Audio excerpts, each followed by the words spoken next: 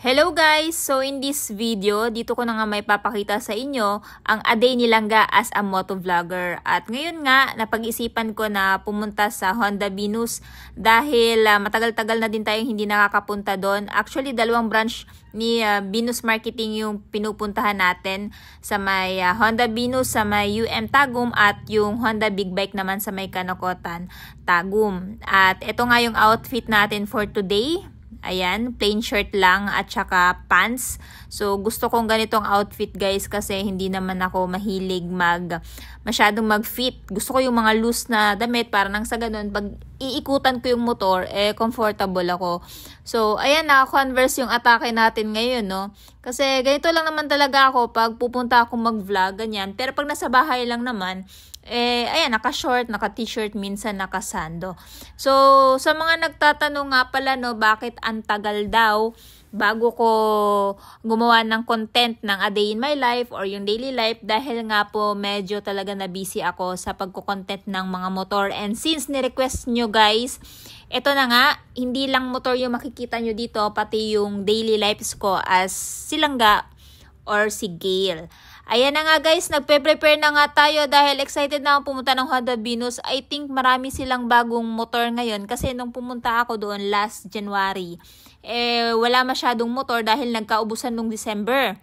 Pero ngayon, I'm sure ako maraming motor ngayon sa kasa. So, ayan, nilagay ko yung top box ko guys. Sa mga gustong umorder ng top box guys, ilalagay ko yung link sa description box. Anyway, sa mga nagtatanong regarding sa concept ko nitong si Honda Click, naka-Indo concept po tayo. Actually, nilagyan ko po ito ng bagong air filter cover na may beloscope. Ayan, kung napapansin yun sa bandang gilid niya, sa taas nung kanyang belt drive. So, may butas yan. Yan po yung Yasogo, no? Veloscope. Tapos, syempre, dahil nga po maulan dito, nagbaon na din ako ng raincoat para nang sa ganon, hindi tayo mabasa. At guys, kung may mga questions pa kayo no regarding dito kay Click, i-comment nyo na lang sa baba. Anyway, palagi ko namang binabasa yung mga comment ninyo kasi marami nagtatanong ano-ano ba daw yung mga accessories na nilagay ko kay Click. So, kita nyo naman guys, nagawa na natin yan ng content. So, ang color natin is gray, tapos combination ng carbon. At syempre, naka-Boom X na din yung mugs natin guys. Tapos, meron na din akong mga accessories na nilagay, kagaya nung radiator spinner cover, at saka itong CNC na alloy na side stand. Actually, marami pa akong binago dito, so may full review tayo dyan. I-check nyo na lang dyan sa aking channel. So, ayan, medyo natagalan talaga yung pagko-content natin ng daily lifestyle, guys. Pagpasensyahan nyo na. At sa nag-request nito, ayan, nagawa ko na po.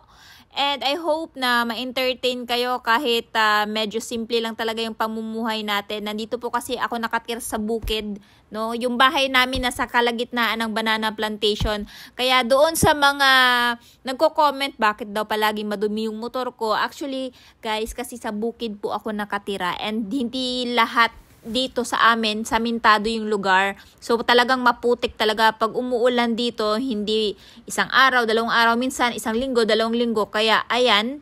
So, buti na nga lang ngayon, yan, tuyo yung daan at hindi masyado naputikan yung Click natin na bago lang nating washing. Kung napanood nyo yung ating vlog regarding sa pagmo-motor wash natin dito. At finally guys, nakarating na nga tayo dito sa may Honda Venus, sa may Sobrecari Street na branch, no? Malapit lang ito sa UM Tagum sa mga nagtatanong.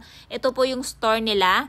So, ang kinaganda kasi dito sa Honda, dito sa may Honda Venus, guys, yung mga presyo ng mga motor dito is SRP lang, unlike sa iba na merong mga patong. So, ayan na nga, at namili na nga tayo dito kung anong motor yung maiba-vlog natin. Actually, lahat to na-vlog ko na. Pero may nakita akong bagong motor at ayan na nga guys, yung Honda Giorno. Kaya abang-abang kayo dahil gagawan ko to ng full review. So dito, pina-activate ko siya guys kay kuya para makita nyo yung nilalaman ng kanyang instrument panel, no? Kasi pag hindi ko to pina-activate, hindi nyo makikita yung kanyang instrument panel, kung ano ba yung mga meron doon, no? Kung mga indicators, yung LED lights niya, pati sa tail light, ayan, pati horn, kung gaano ba kalakas. So, kailangan talagang mapa-activate. At nga pala guys, sa mga nagtatanong, ano ba yung first impression ko nung nakita ko itong si Honda Giorno? Nashock ako guys kasi mas malaki pa siya sa Honda Click 125.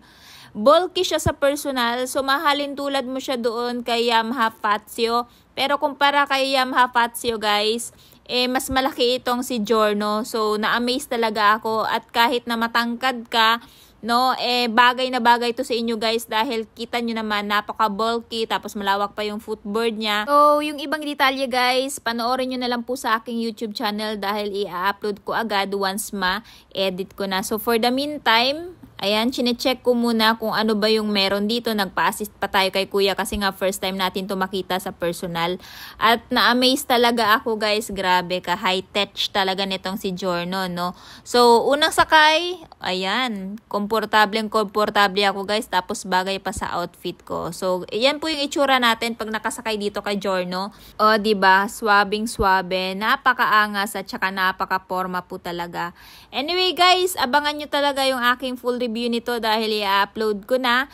At syempre, kung may mga questions pa kayo regarding sa motor, i-comment nyo na din sa baba. At kung meron kayong suggestion na pwede kong may content, i-comment nyo na lang din sa baba. So, ayan guys, salamat sa panonood ng aking video. Sa mga subscribers ko, ride safe po tayo palagi and God bless. So, natapos na natin i-vlog ang ating dapat ma-vlog, kaya pauwi na tayo guys. Yun nga lang, umuulan na. So, sayang naman yung pagmo-motor wash ko dito kay Click. Kaya naman, imo-motor wash na lang natin ulit pag maaraw na.